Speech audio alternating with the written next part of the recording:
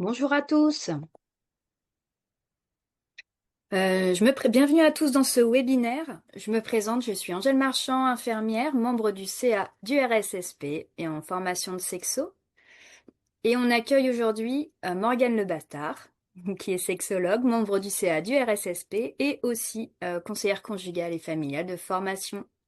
Elle va nous parler aujourd'hui de son travail universitaire au sujet du rôle du périnée dans le rapport au plaisir et au sentiment d'agentivité sexuelle chez les personnes à vulve.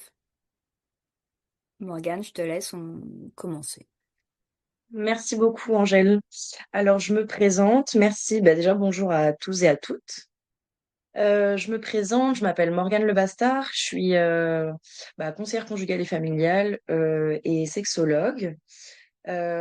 Aujourd'hui, je vais vous présenter mon mémoire de fin d'études du DU de sexologie que j'ai terminé là cette année. Donc c'est un mémoire universitaire, je tiens à le préciser. C'est pas un mémoire qui est basé sur un terrain clinique. Je pense que c'est important de le préciser, même si évidemment on verra plus en détail comment on peut essayer de l'investir dans l'approche clinique. Donc mon mémoire, il a pour titre le rôle de la prise de conscience du périnée dans le rapport au plaisir et au sentiment d'agentivité sexuelle chez les personnes à vulve. Pourquoi j'ai décidé de d'investir cette thématique-là? C'est parce que dans ma pratique du coup de conseillère conjugale et familiale, j'ai beaucoup pris en charge des personnes qui avaient vécu des violences, notamment des violences sexistes et sexuelles, et j'ai pu constater qu'il y avait une grande difficulté à travailler, à investir en fait l'aspect corporel, plus spécifiquement l'aspect de la conscience corporelle, et donc des difficultés aussi par rapport au plaisir et au sentiment de présence à soi. Et j'avais vraiment envie d'entrer plus en détail sur ce sujet-là pour pouvoir mieux prendre en soin.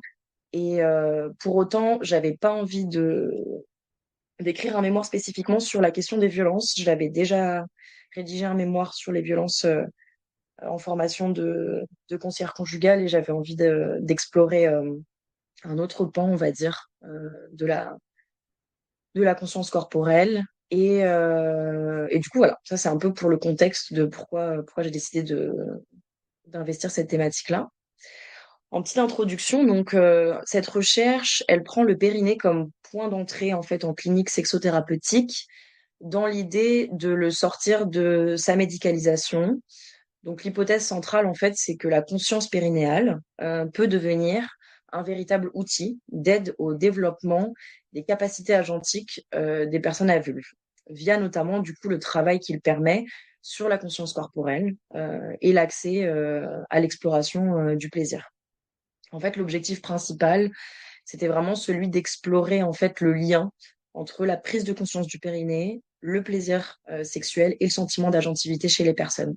Soit du coup à travers la rééducation périnéale, soit à travers l'exercice de la danse. Donc j'y reviendrai un petit peu pourquoi ces deux domaines-là, j'y reviendrai dans la partie recherche. Et du coup, la question en fait centrale, c'est comment la conscience périnéale peut-elle devenir un outil thérapeutique d'exploration du corps et du plaisir, ainsi qu'un levier d'agentivité sexuelle. Donc pour le dérouler aujourd'hui, j'ai d'abord présenté un peu le contexte théorique, et ensuite on viendra sur l'aspect de la recherche, donc avec la présentation de la problématique, des hypothèses de recherche, la méthodologie que j'ai utilisée, les résultats qui sont thématisés, la synthèse, et puis ensuite une discussion qui sera plutôt axée sur l'aspect clinique de la recherche. Donc pour le contexte théorique, je vais déjà... Alors, j'ai partagé l'écran normalement. Vous devez avoir accès au PowerPoint. J'espère que ça fonctionne bien.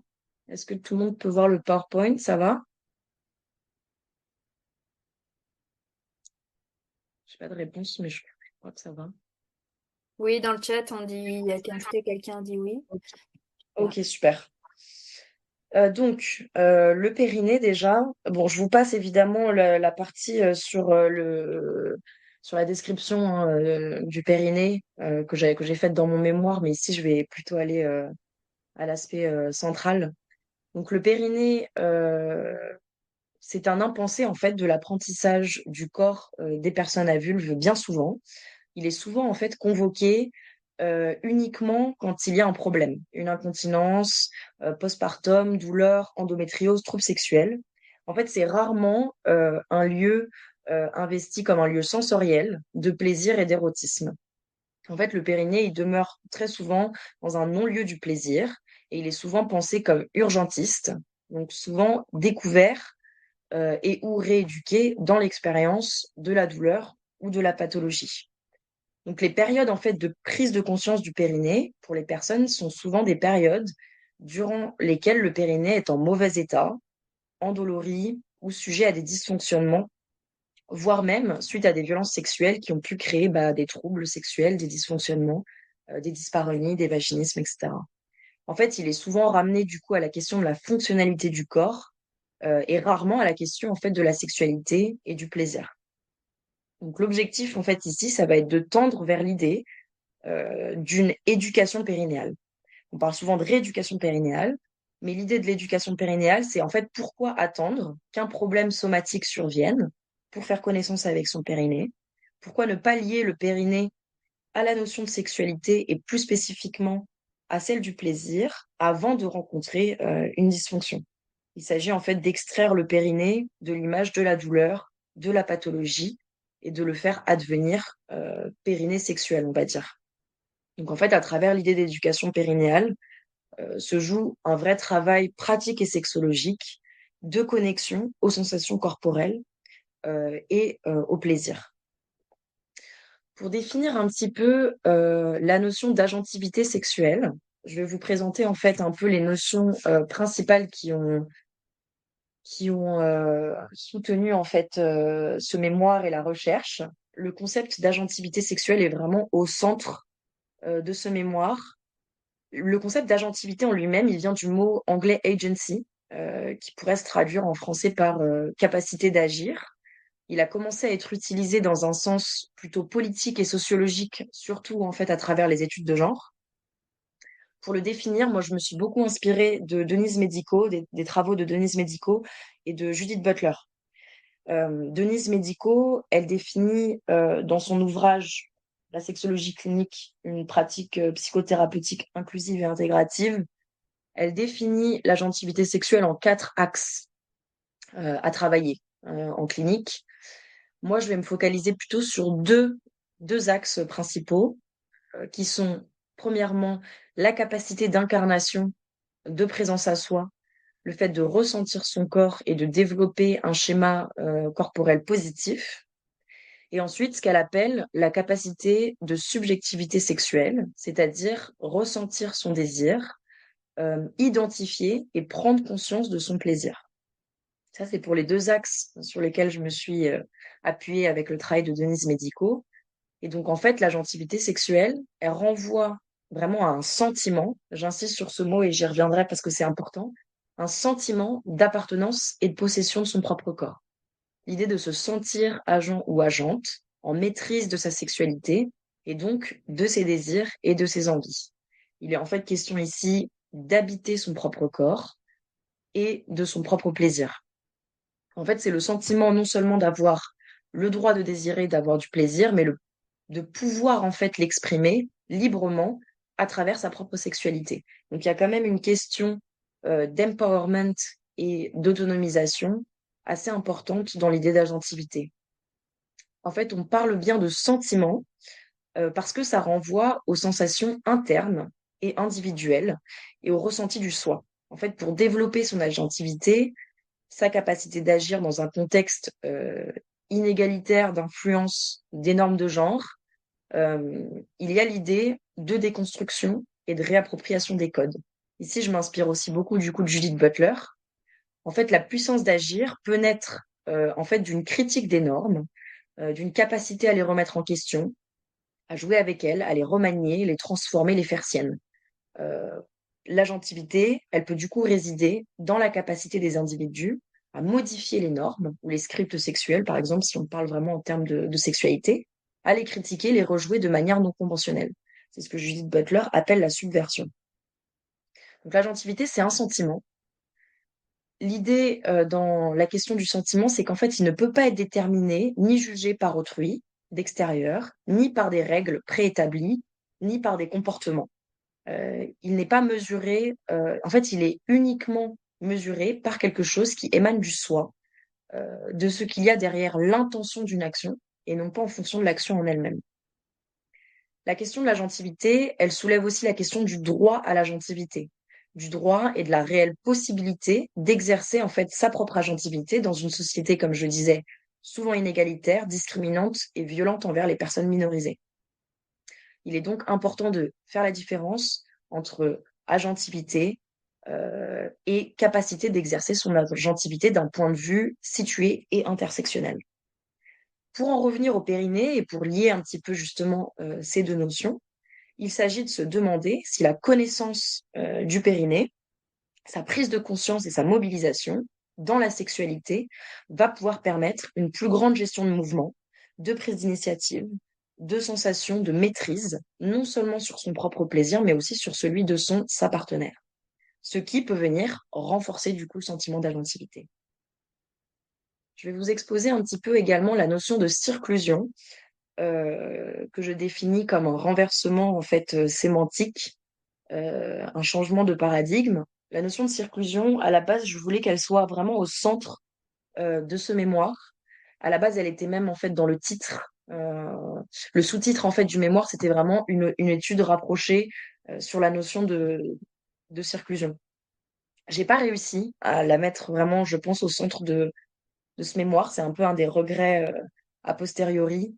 Euh, mais elle me paraît quand même importante. Pourquoi elle me paraît importante? Parce qu'en fait, elle permet, dans cette recherche, de faire le lien justement entre périnée et agentivité sexuelle. Le terme de circlusion, il a été inventé par l'artiste féministe Binia Danzak et tient son origine du préfixe cir, qui signifie autour, et du suffixe clusion, qui est en fait un dérivé de chlore. Donc circlure, ça va être donc l'action d'entourer, d'enrober quelque chose. En matière de sexualité, ce terme vient décrire sensiblement en fait la même action que ce qu'on appelle communément la pénétration, à ce détail près que il permet néanmoins de changer de perspective et de point de vue sur l'action elle-même.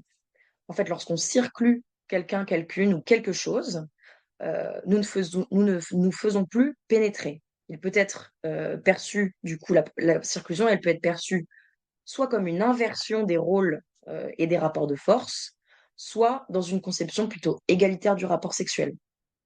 Le mouvement, en fait, peut rester exactement à l'identique d'une pénétration, mais c'est la perspective, la symbolique et la dénomination, en fait, langagière de l'acte qui se modifie. Donc, en fait, comment comment mettre en activité la circlusion, comment réaliser une circlusion. Simplement le fait de dire que l'on circule est suffisant pour circlure. Il n'y a pas de mode opératoire ou quoi que ce soit. La circlusion, en fait, elle propose un renversement du regard. La personne qui reçoit devient active, enveloppante, guidante. Elle devient en fait un outil du coup thérapeutique en sexologie. Pourquoi? Parce que elle peut permettre de développer le désir et l'excitation, de remettre de l'égalité dans la sexualité, ou encore elle peut être un outil aussi pour développer la connaissance du corps et la physiologie des organes génitaux et ou des muscles périnéaux, par exemple. C'est là qu'on en revient également au périnée. Circlure, ça peut aussi être du coup apprendre à mobiliser son périnée dans un rapport euh, pénétratif, par exemple. Euh, et c'est comme ça qu'on lie un peu périnée et circlusion. En fait, la question, du coup, c'est de savoir si elle peut devenir un outil pour développer le sentiment d'agentivité, du coup, sexuelle des personnes, avec l'idée de se sentir en contrôle de son propre corps et ou du rapport sexuel en lui-même, en contrôle de son plaisir, de celui de l'autre, de se sentir actrice, en action, non passif-passif, non soumise-soumise. Ce qui est intéressant dans la circlusion, je trouve, c'est que sa sémantique, elle est performative. C'est-à-dire nommer autrement permet déjà de transformer en fait les scripts sexuels et la posture clinique. L'idée ici, c'est du coup de faire en sorte que la circlusion trouve sa place comme outil sémantique au cœur de l'idée d'éducation périnéale dont je parlais au début. Donc ça, c'était un petit peu pour le contexte théorique. Maintenant, je vais passer plutôt à l'aspect recherche. Donc, je vais vous présenter un peu les problématiques et les hypothèses que j'ai émises qui ont été faites du coup avant le terrain. C'est important de préciser parce que du coup, c'est la méthode, c'est la recherche phénoménologie interprétative. Je vais y revenir. Donc, la problématique en fait principale que j'ai réalisée, c'est la question suivante. Les personnes à vulve ayant conscience de leur périnée exploitent-elles cette dernière dans leur sexualité et leur rapport au plaisir sexuel? Quelle perception finalement ont-elles du lien entre prise de conscience du périnée et sentiment d'agentivité sexuelle? Existe-t-il une élaboration psychique et psychologique du périnée en tant qu'organe de contrôle et de puissance d'agir sur le plaisir? Donc, je suis partie en fait avec une population qui avait déjà conscience de son périnée. Je vais revenir un peu après sur la population pour pouvoir vraiment voir si cette prise de conscience-là permettait un investissement dans la sphère sexuelle et érotique. J'ai émis 5 hypothèses qui ont du coup été posées avant le terrain. La première hypothèse est la suivante.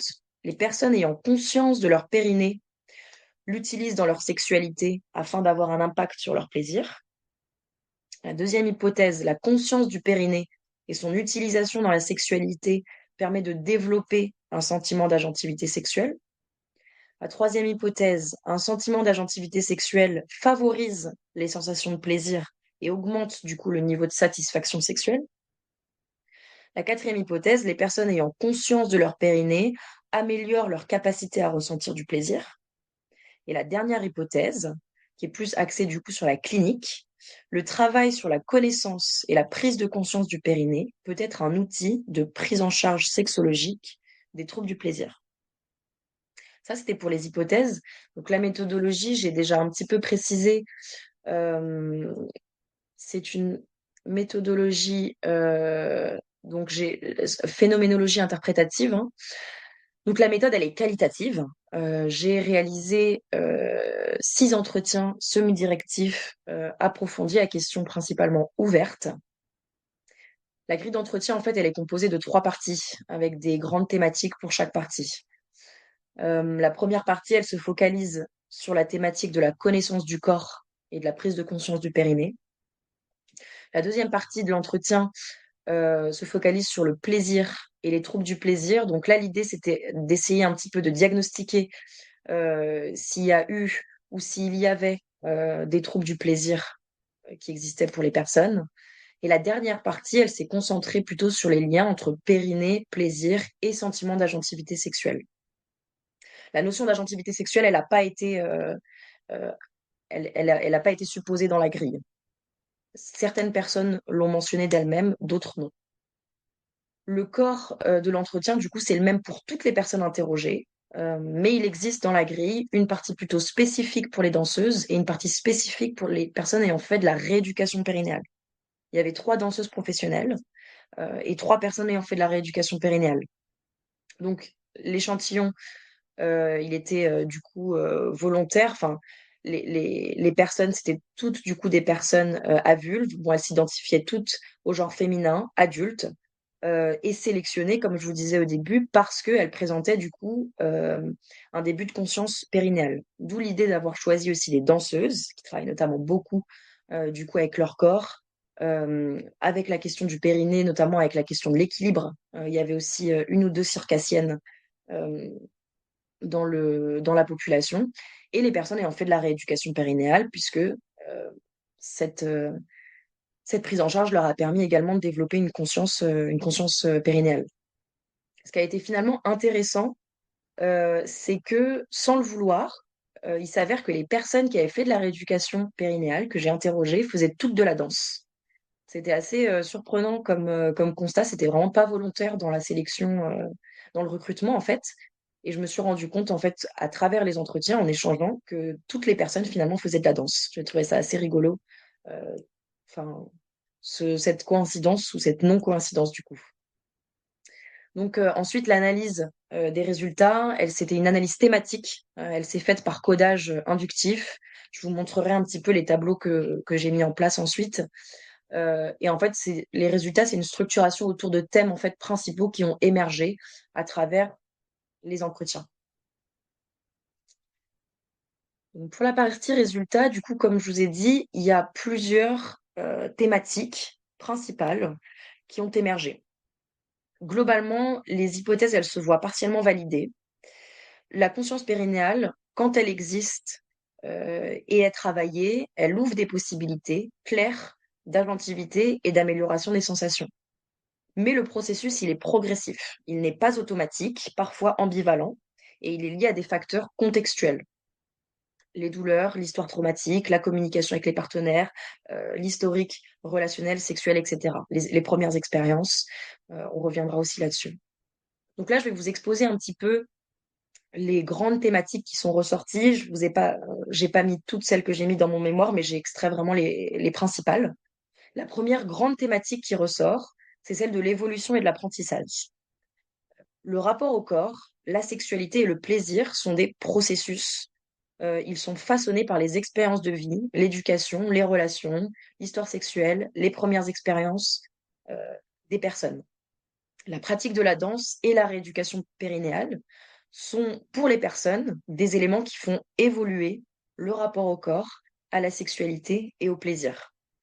Le sentiment d'agentivité sexuelle, lui aussi, du coup, en un sens, est un processus évolutif, puisqu'il dépend, pour les personnes, d'éléments qui sont également des processus. La conscience corporelle, la connaissance du corps et de soi, le rapport au corps, l'estime de soi, l'éducation à la sexualité, le travail sur les limites, ça a été beaucoup aussi, c'est beaucoup ressorti dans les entretiens, la capacité à communiquer avec ses partenaires, la déconstruction des idées reçues et des injonctions liées à la sexualité. Donc en fait, le premier constat, c'est celui que la conscience périnéale, elle se construit. Il s'agit d'un apprentissage et non pas d'une révélation instantanée. Les participantes, elles décrivent des étapes. D'abord découvrir, puis savoir, puis sentir, puis tenter et ensuite intégrer. Je vous cite de temps en temps des petites citations extraites des entretiens que j'ai réalisés. Donc là, l'entretien numéro 6, je vous cite l'une des personnes interrogées. Contracter mon périnée est un apprentissage. J'ai l'impression que cette zone s'apprivoise. Voilà, dans l'idée de processus. La deuxième thématique qui est beaucoup ressortie, c'est celle de l'exploration sensorielle. La thématique de l'exploration, en fait, elle semble être présente vraiment chez toutes les personnes interrogées. Il y a vraiment l'idée d'une exploration des sensations chez les danseuses et chez les personnes ayant fait de la rééducation périnéale, dans ces deux domaines différents. L'idée, c'est vraiment d'une découverte de nouvelles sensations corporelles, et c'est une variable qui semble importante, voire essentielle, pour avoir un meilleur accès au plaisir chez les personnes interrogées. La danse et la rééducation périnéale, elles sont vraiment décrites par les personnes comme deux modes d'apprentissage qui permettent une découverte de sensations et qui permettent de développer une conscience corporelle. La rééducation périnéale, par exemple, elle a souvent été décrite comme un travail sensoriel. La danse, elle, de son côté, a l'air davantage de développer une conscience corporelle plus globale chez les personnes, alors que la rééducation périnéale développe plus spécifiquement une conscience périnéale, donc une conscience corporelle beaucoup plus ciblée en fait. C'est la différence entre ces deux domaines. La troisième thématique qui est beaucoup ressortie, donc périnée et conscience périnéale. Il existe une différence chez les personnes interrogées, et elle est capitale, je pense, parce qu'elle est beaucoup ressortie à travers les entretiens, une différence entre connaissance du périnée et conscience périnéale. La majorité des personnes, elles savent rationnellement qu'elles ont un périnée, qu'il s'active de manière inconsciente pour certaines fonctionnalités du corps, mais elles n'en ont pas encore forcément fait la découverte sensorielle. Donc il y a vraiment une différence entre le connaître, qui renvoie plutôt à un savoir théorique sur l'anatomie, l'information, le sentir, donc avoir conscience, donc l'expérience plutôt perceptive, le contact intérieur, la capacité à repérer une sensation, à la vivre dans son corps, et ensuite le mobiliser. Là, on est sur une action volontaire, un usage intégré au geste ou à la relation. Ces trois domaines ont été hyper importants en fait. Enfin, la différenciation de ces trois domaines a été hyper important dans ma recherche parce que au début d'ailleurs, ma problématique, je me suis rendu compte après coup, hein, après la fin de la recherche, que ma problématique, il y avait un gros souci. Euh, J'avais mis dans ma problématique euh, comment la conscience périnéale peut-elle devenir un outil. Alors, non, c'était pas là. Comment j'ai mis ma problématique? En fait, j'avais mélangé dans ma problématique, si vous voulez, conscience et connaissance. J'avais mis comment la conscience périnéale, cette connaissance peut-elle? Et je me suis rendu compte, du coup, après le travail de terrain, que ces deux éléments étaient complètement différents pour les personnes et factuellement, en fait, notamment dans la clinique, et que c'est hyper important de faire la différence. Là, je vous cite une personne interrogée. J'ai découvert le mot périnée avant d'avoir découvert mon propre périnée, en tout cas avant d'avoir conscientisé l'idée que j'en avais un aussi. Cette différence entre connaissance et conscience, elle marque également une scission entre une mobilisation inconsciente du périnée et une mobilisation consciente du périnée. En fait, la connaissance théorique du périnée, elle semble plutôt engendrer une mobilisation inconsciente, alors que la conscientisation périnéale, le fait de sentir, de découvrir son périnée dans ses sensations, elle va davantage permettre une mobilisation consciente de ce dernier pour les personnes. En revanche, la recherche les résultats, en fait, ont pu nous faire constater que le périnée, il n'est finalement que rarement mobilisé, du coup, volontairement dans la sexualité par les personnes interrogées, même par les personnes ayant fait de la rééducation périnéale. Les danseuses, elles évoquent davantage, en fait, le périnée comme un outil pratique pour l'exercice de la danse, un outil pour maintenir une posture, un équilibre, pour éviter les blessures corporelles, pour la stabilité, pour l'équilibre. Et la conscience périnéale, elle est donc forcément un processus qui permettra par la suite, c'est pas un processus qui va permettre une mobilisation consciente liée à la sexualité, ni à un investissement dans le rapport au plaisir sexuel. C'est pas quelque chose qui va se faire automatiquement. Donc là, on est encore une fois dans une logique quand même qui reste dans la fonctionnalité, dans quelque chose de pratique dans le périnée. Je vous cite là une personne interrogée. Mon périnée, pour moi, c'est un muscle comme tous les autres. Je l'apprivoise davantage parce qu'il m'est utile dans la danse pour mieux contrôler mes mouvements. Donc là, on est vraiment dans une utilité plutôt fonctionnelle, plutôt mécanique en fait. Une autre personne que je vous cite. Je sais que mon périnée a un rôle dans ma sexualité, mais je ne le prends pas en considération consciemment. Je ne vais pas me dire, tiens, et si je le contractais de telle ou telle manière, ce n'est pas un outil conscient. Donc finalement, le périnée euh, n'est utilisé que très rarement consciemment par les personnes interrogées. Ça a été le cas pour deux personnes et pour des raisons assez différentes à chaque fois. Parfois pour mettre fin à un rapport pénétratif, je vous cite une autre personne interrogée, si je me fais chier et que le rapport est trop long, alors je contracte mon périnée pour que ça s'arrête. Donc là, on parle de déclencher le réflexe éjaculatoire en contractant son périnée pour du coup mettre fin à un rapport, pour du coup quand même avoir une mainmise et un certain contrôle sur ce qui se passe. Ça peut être aussi pour préparer le corps à une pénétration, parfois pour entamer un processus de conscience corporelle dans un rôle de focus et d'ancrage. Je pense là à une personne qui m'expliquait que à chaque fois, avant un rapport sexuel, plus spécifiquement avant une pénétration, il y avait des exercices de respiration et de détente, de relâchement du périnée pour pouvoir préparer le corps et pour pouvoir se concentrer, se mettre dans son corps en fait. Il y avait vraiment un rôle d'ancrage. Parfois, il a été aussi mobilisé par les personnes pour tester des capacités physiques pendant et ou après une rééducation périnéale, par exemple en postpartum, pour se rassurer sur le fait que le corps fonctionne bien.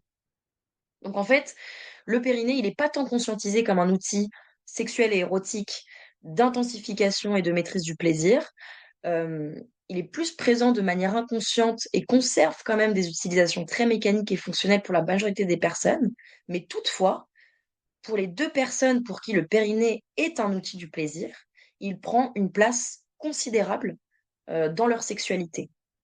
Il est en effet décrit pour certaines personnes comme un outil de conscience corporelle qui permet de travailler parfois même les symptômes dissociatifs post-traumatiques après des violences sexuelles, par exemple, ou encore pour éviter des douleurs ou des troubles sexuels comme des dyspareunies ou des vaginismes.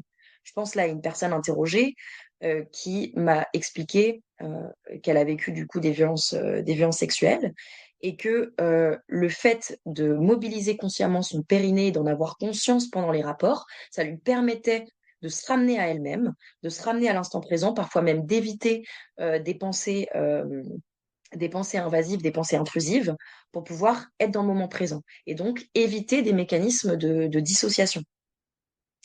L'une des personnes interrogées, du coup, explique que la découverte de la conscience périnéale a notamment révolutionné sa sexualité et son rapport au plaisir, et que ça a permis euh, l'expérience de premiers rapports sexuels dits heureux.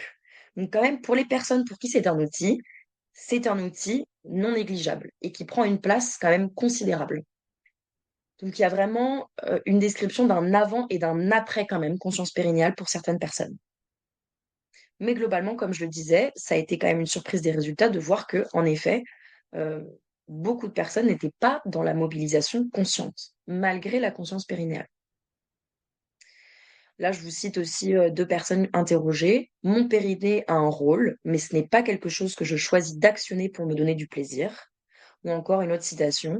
L'exercice du périnée, c'est plutôt quelque chose de mécanique auquel je suis formatée pour éviter de me faire pipi dessus, mais c'est pas tant sexuel.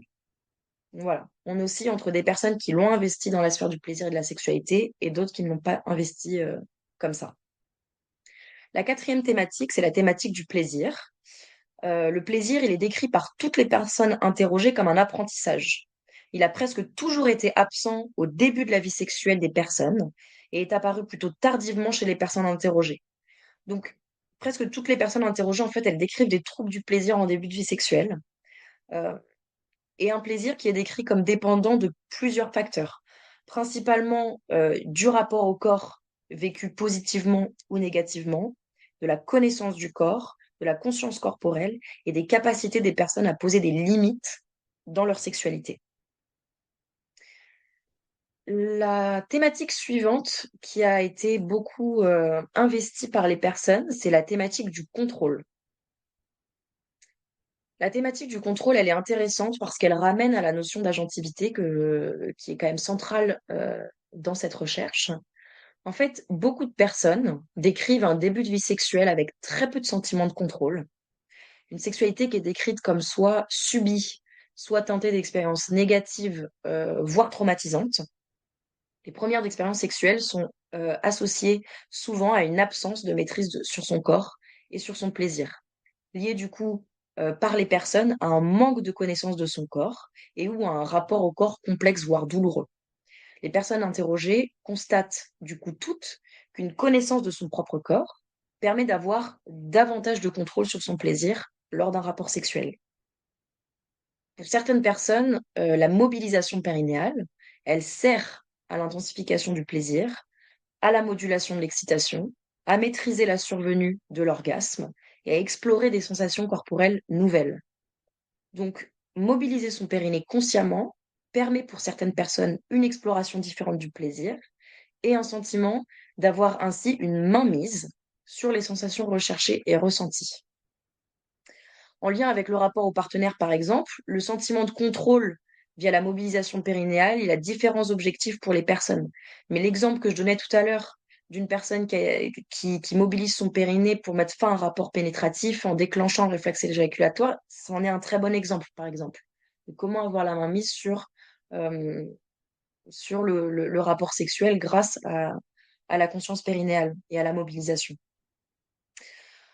Toutefois, certaines personnes interrogées décrivent quand même un revers de la médaille de ce sentiment de contrôle lié à la conscience périnéale. Plusieurs personnes en fait font la mention d'un excès de contrôle sur leur sexualité qui finalement peut venir empêcher un certain lâcher-prise et donc par ricochet inhiber l'accès au plaisir. Un trop grand sentiment en fait de contrôle peut rendre l'expérience du plaisir et de l'orgasme finalement assez désagréable, voire très désagréable.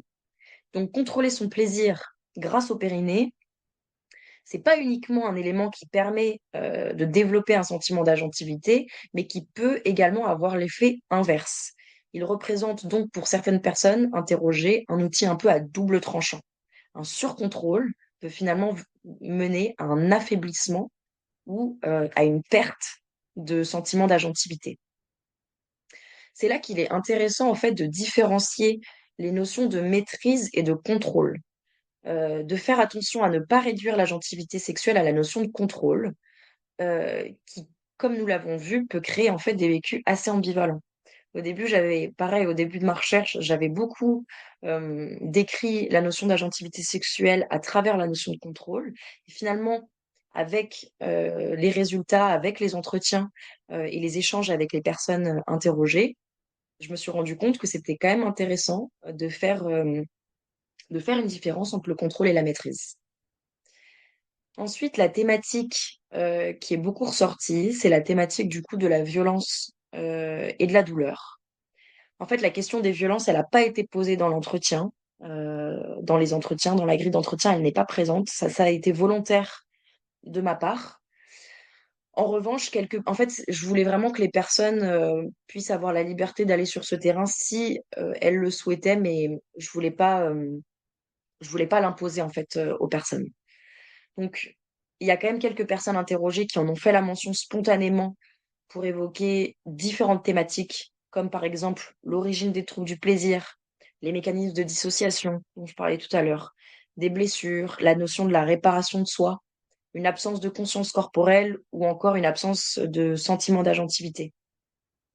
Au sein de cette thématique, le périnée, il est décrit par certaines personnes comme un outil pouvant contourner la douleur, voire même la faire disparaître, pour se réapproprier son corps et ainsi pour faciliter l'accès à la conscience corporelle et au plaisir.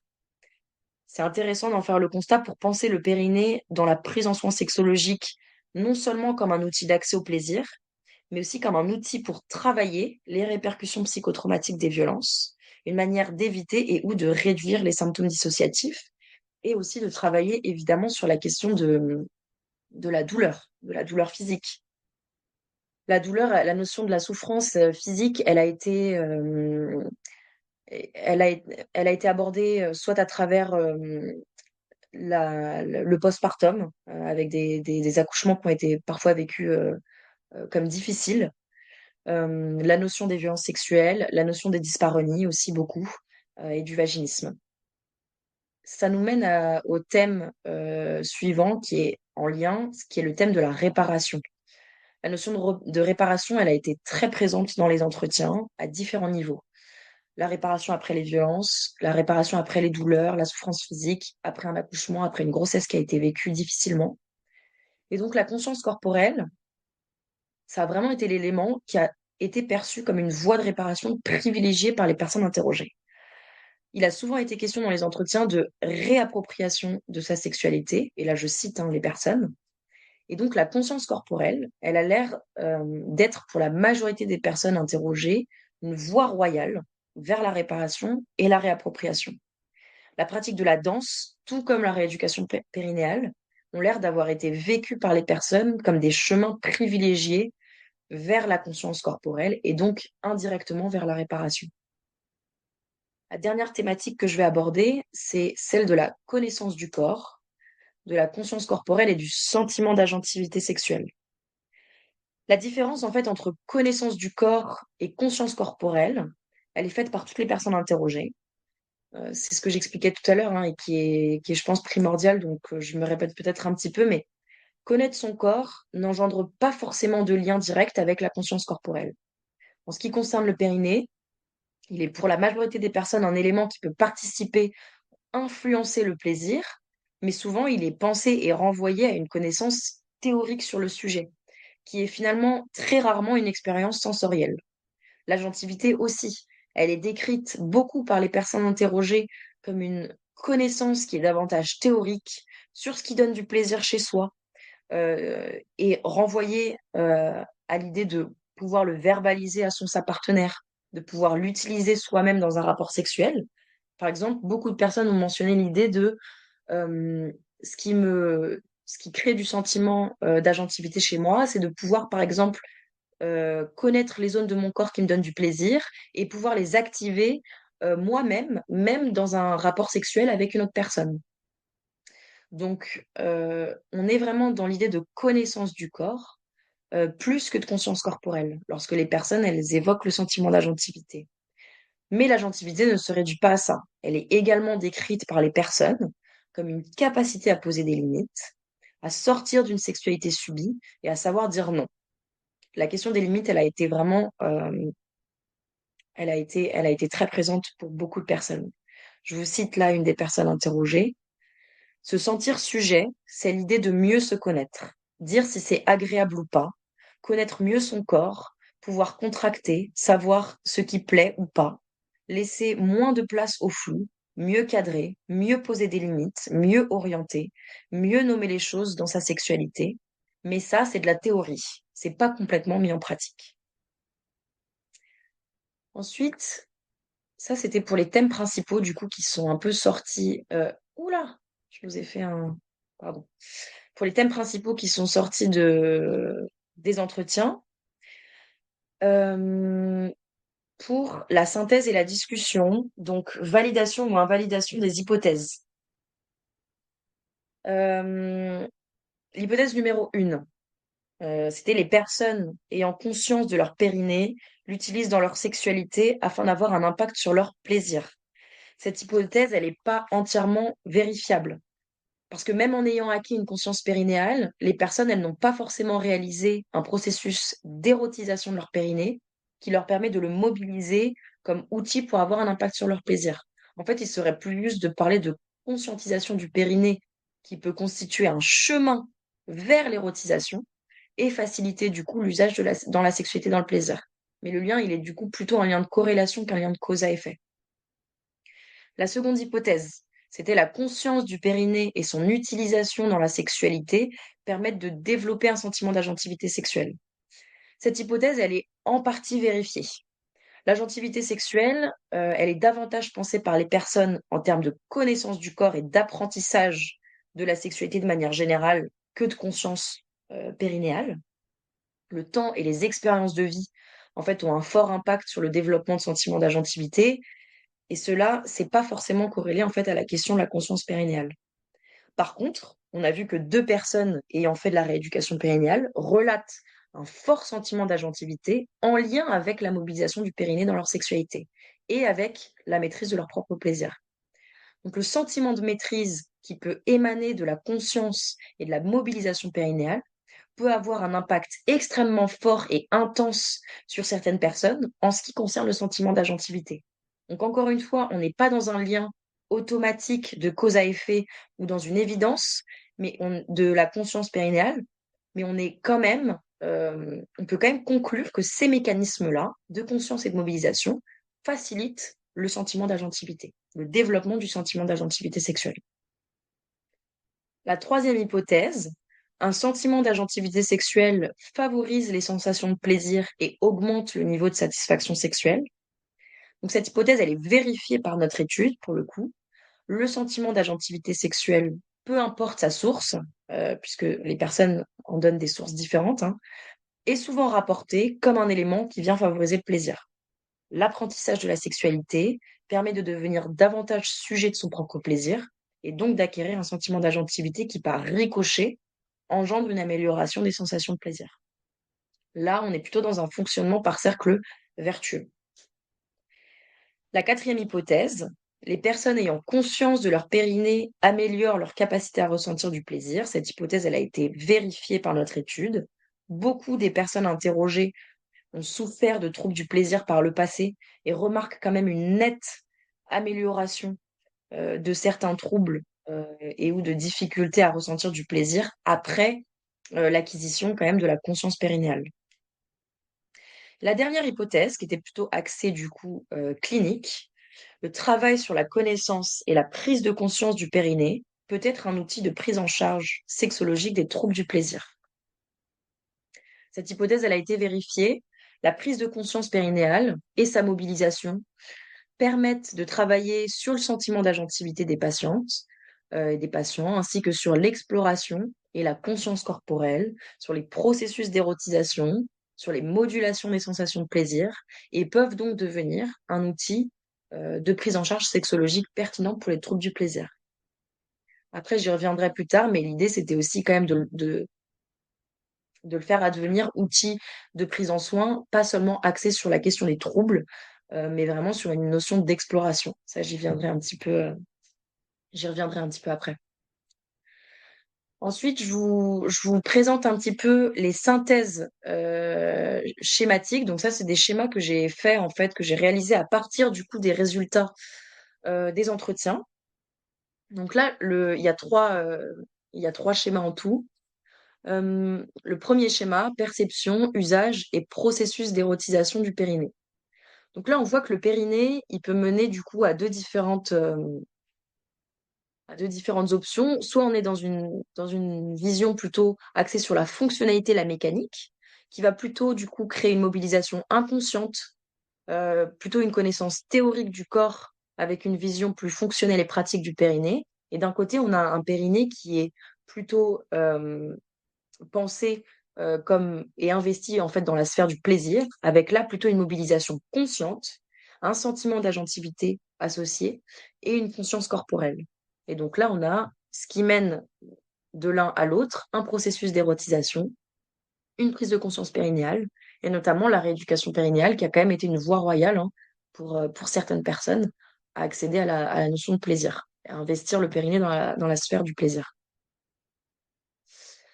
Le deuxième schéma, euh, on est sur, au niveau du début de la vie sexuelle, comme je le disais, une notion d'absence de contrôle pour la majorité des personnes, avec des violences, une sexualité dite subie, des émotions souvent négatives, de la dissociation, des angoisses, de la panique, des orgasmes qui sont des expériences parfois désagréables, voire douloureuses, une absence d'agentivité sexuelle, de sentiment d'agentivité sexuelle, pardon, une absence parfois de plaisir et ou des troubles sexuels.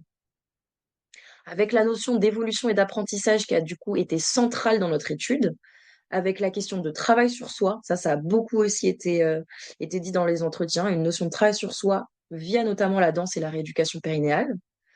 La connaissance de son corps, de soi et la conscience périnéale permettent du coup une maîtrise, un contrôle, donc là où il y aura plus de sentiments d'agentivité, une conscience corporelle, des échanges possibles avec la partenaire, un meilleur accès au plaisir, un sentiment de sécurité avec soi, avec l'autre, de confiance en soi, et où peut mener du coup à un surcontrôle.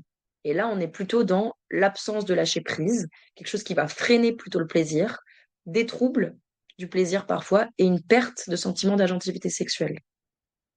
Là, il y a le processus de réparation dont je parlais, donc réappropriation du corps, de sa sexualité, de son plaisir.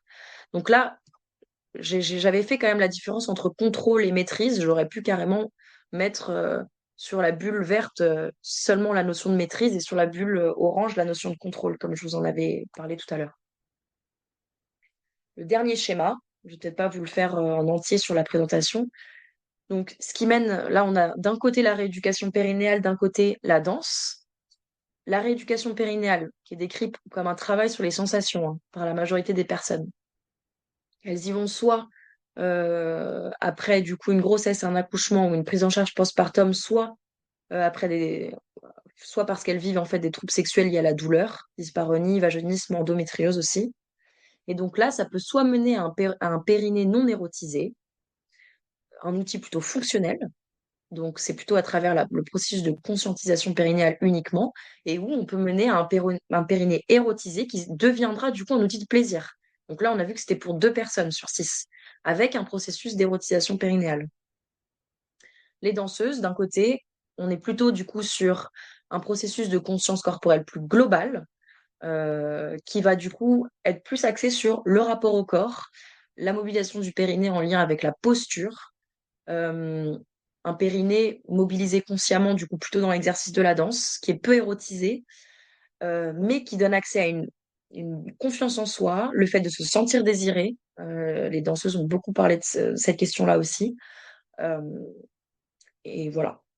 Et là, donc, du coup, vous pouvez voir, je vous laisse un petit peu regarder, périnée non érotisé, outil fonctionnel, ce qui en découle, et périnée érotisé, outil du plaisir, ce qui en découle. Donc, ça, c'était pour les schémas. Pour ce qui est de la mise en perspective et des apports sexologiques, la conscience périnéale, en fait, elle peut être pensée comme un outil de prise en soin sexologique, en ce sens qu'elle est quand même un point de départ de plusieurs pistes de travail en sexologie, en sexothérapie. La conscience corporelle, le rapport au corps, la réduction des symptômes des troubles du plaisir, des troubles douloureux, la connaissance du corps, l'exploration, la modulation du plaisir, la maîtrise des différentes phases de la réponse sexuelle, l'érotisation du soi et de son sexe, de son corps, le travail sur l'exploration des capacités agentiques. J'en passe, hein. C'est une liste non exhaustive, évidemment. La conscience et la mobilisation périnéale peuvent donc être des outils sexologiques d'apprentissage d'autres processus corporels et psychologiques. Ils peuvent aussi être utilisés comme un outil du coup de sexoéducation. Cette étude, elle a également montré que la conscience périnéale, elle pouvait être un bon outil dans la prise en soin des violences sexuelles et de leurs répercussions psychotraumatiques chez certaines personnes concernées. En effet, travailler sur la présence à soi, sur la conscience corporelle et la maîtrise de son corps et de son plaisir permet de réduire parfois les sentiments et vécus de dissociation lors des rapports sexuels pour certaines personnes interrogées. Finalement, les personnes interrogées, elles ont réalisé, sans le nommer comme ça, en fait, un travail de différenciation entre l'assertivité sexuelle et l'agentivité sexuelle. L'assertivité sexuelle, elle serait davantage axée sur l'affirmation du soi sexuel en respect de l'autre, la capacité à exprimer ses besoins, ses désirs, ses limites et ses envies, la capacité à communiquer avec l'autre et à se défendre face à une situation. La conscience périnéale peut ainsi du coup être à la fois une voie d'affirmation et de développement de certaines compétences psychosociales qui sont du coup appliquées à la sphère sexuelle. S'exprimer, se défendre, se protéger, s'adapter, comprendre, explorer. Là, on est plutôt dans la notion d'assertivité sexuelle qui finalement est beaucoup ressortie en entretien. Et devenir un état d'être à soi et aux autres en lien avec sa sexualité et son plaisir. Et là, on est plus dans la notion d'agentivité. Ressentir, s'écouter, se sentir en maîtrise, en contrôle, accéder à un état de pleine conscience. En fait, il ne s'agit pas de dire qu'une personne, elle dispose ou non d'une agentivité sexuelle en tout temps et dans toutes les situations, mais plutôt de comprendre qu'elle puisse être changeante. La conscience périnéale, en fait, elle est intéressante à aborder en fonction de cette perspective-là, bien qu'elle n'enclenche pas forcément automatiquement par un lien de cause à effet le sentiment d'agentivité sexuelle chez les personnes, elle peut devenir quand même un lieu d'exploration, de réflexion, de la prise en soin sexologique. En fait, il s'agit de penser la conscience périnéale non plus comme un simple champ de découvert possible lors d'une orientation en kinésithérapie, par exemple, mais de l'intégrer réellement à la pratique de la sexologie et de la sexothérapie en tant qu'outil de travail sur la conscience corporelle et l'agentivité sexuelle. En fait, il ne s'agit pas donc ici de rééducation périnéale à proprement parler, mais plutôt, encore une fois, d'éducation périnéale et de travail de découverte sensorielle, qui est un axe extrêmement important en sexothérapie. Évidemment, il y a des limites à cette recherche et il y en a beaucoup. Il y a des caractéristiques évidemment excluantes dans le choix de la population. Les personnes interrogées, elles s'identifient toutes du coup au genre féminin, d'orientation sexuelle hétéro ou bi. Donc on n'a quand même pas une population extrêmement diversifiée. Plus c'est quand même une étude à petite échelle, hein. Il y a eu que 6 entretiens qualitatifs. Donc le recrutement également, il s'est fait sur les réseaux sociaux. Donc, ce qui du coup, évidemment, peut être une limite ou un biais, puisque souvent, il y avait quand même un biais militant. C'est des personnes qui, pour pratiquement la majorité, euh, se disent féministes. Donc, on peut parler de biais militant. Et c'est des personnes aussi, vu que les réseaux sociaux fonctionnent par algorithme, qui du coup, pour la majorité, étaient quand même déjà informés largement sur ces sujets, qui avaient quand même un certain niveau de vie et un accès quand même à l'information. Donc, euh, donc ça, c'est quand même une grande limite de l'étude. Ça mériterait d'être plus amplement interrogé sur une population plus diversifiée euh, et, euh, et voilà, et plus large. pour les applications pratiques et cliniques. Donc l'idée, c'est de proposer en fait en quelques pistes cliniques concrètes qui soient facilement en fait intégrables en sexothérapie. Le travail dont je parlais d'éducation périnéale comme outil de sexoéducation, dans une idée de différenciation entre repérage, perception, mobilisation. Donc ça permet un travail sur les douleurs, un travail sur l'exploration sensorielle et le plaisir, sur la communication et les limites, sur les violences et leurs répercussions, sur le sentiment de présence à soi, d'ancrage et le sentiment de sécurité. On revient là notamment à la notion décrite d'agentivité par Denise Medico par exemple. Un travail du coup sur l'autonomisation et l'empowerment et un travail sur le processus d'érotisation, les processus d'érotisation. Pour conclure, cette recherche, elle tente de dépasser une vision réductrice de la sexologie, avec l'idée qu'elle ne soit pas simplement en fait un travail de prise en charge des difficultés ou des troubles sexuels, mais qu'elle devienne plutôt un espace d'exploration, de découverte et de transformation pour les personnes. C'est l'idée d'une prise en soin qui puisse également être un endroit en fait de déconstruction des scripts établis, de réflexion et de changement de paradigme. Pour conclure, la conscience périnéale est quand même une porte d'entrée utile et créative pour la sexothérapie. Elle permet de sortir de la rééducation purement biomédicale et d'envisager un travail éducatif, relationnel et sensible. Je tenais à ouvrir aujourd'hui sur la notion de circlusion, puisque comme je vous l'ai expliqué, c'était quand même un grand regret de ne pas avoir réussi à la mettre plus au centre et à lui rendre plus justice. Donc, je voulais terminer là-dessus parce que la circlusion, elle pose quand même la question de l'outil sémantique et langagier dans la clinique, qui permet un changement de paradigme. En fait, modifier le vocabulaire de prise en soin, élaborer une sexoéducation sur ces terminologies mène en fait à une évolution des modes de pensée et donc des pratiques, ce qui implique une remise en question potentielle des scripts sexuels. Donc en fait, l'idée c'est que l'importance des mots dans la clinique, elle est capitale. Ils ont un impact, ils ont une valeur performative, ils ont un sens. Et, euh, et du coup, voilà, le terme de circlusion est super chouette, je trouve, parce qu'il permet une nouvelle symbolique et une nouvelle manière de réfléchir aussi la clinique. Voilà, Merci merci Morgane. beaucoup pour votre attention. Je me remets sur le... Je suis désolée, c'était un peu plus long que prévu, donc on n'a pas beaucoup de temps pour les questions. Ouais, j'ai une petite Euh, question là qu'on peut peut-être voir. C'est quelqu'un demande si ton étude elle sera disponible, qui ça l'intéresse beaucoup en tant que psychomotricienne sexologue et voilà, elle voudrait savoir si ce serait disponible à la lecture.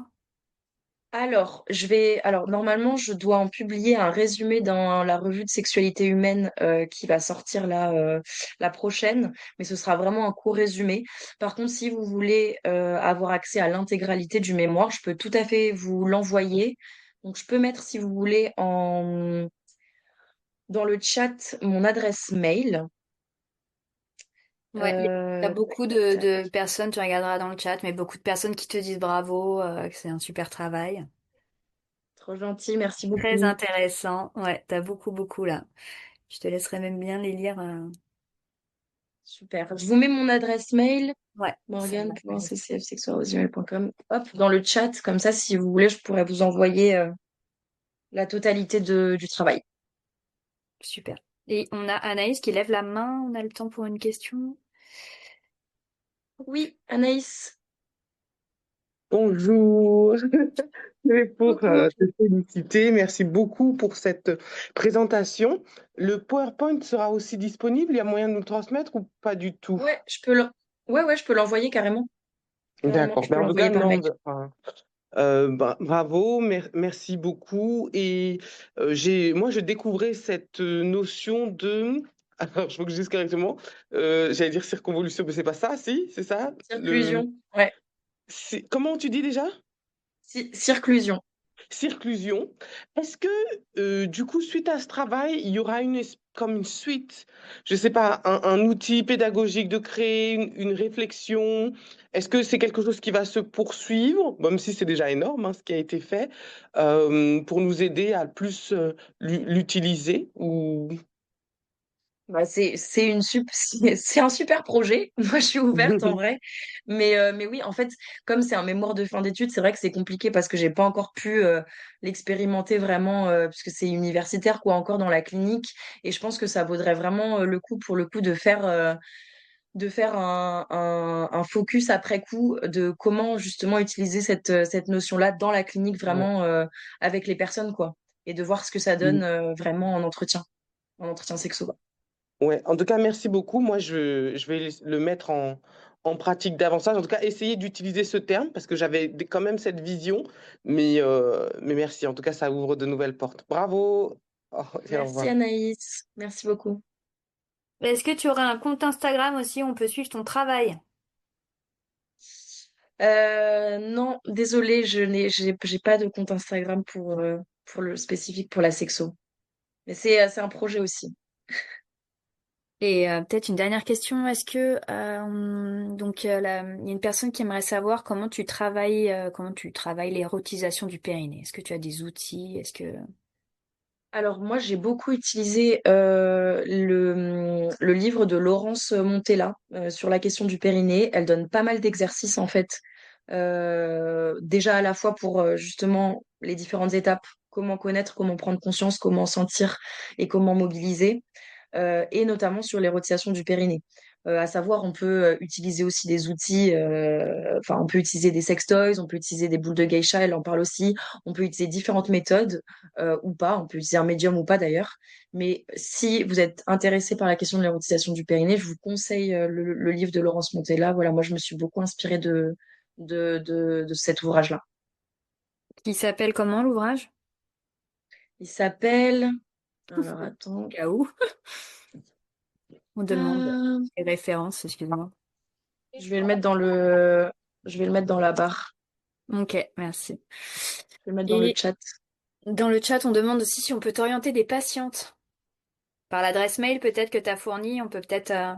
Ouais, tout à fait par l'adresse mail, c'est tout à fait possible, ouais, que j'ai fourni. Alors, je vous mets Laurence Montella, les joies du périnée, comment muscler son périnée pour réveiller votre sexualité. C'est ça qui s'appelle muscler votre périnée pour réveiller votre sexualité. Hop. Merci. Super, merci beaucoup Morgane. Merci à vous tous et toutes. Je vous souhaite une bonne journée. Bonne journée à tous, merci de nous avoir écoutés et merci pour l'accueil. Bonne journée, merci beaucoup, c'était passionnant. Merci.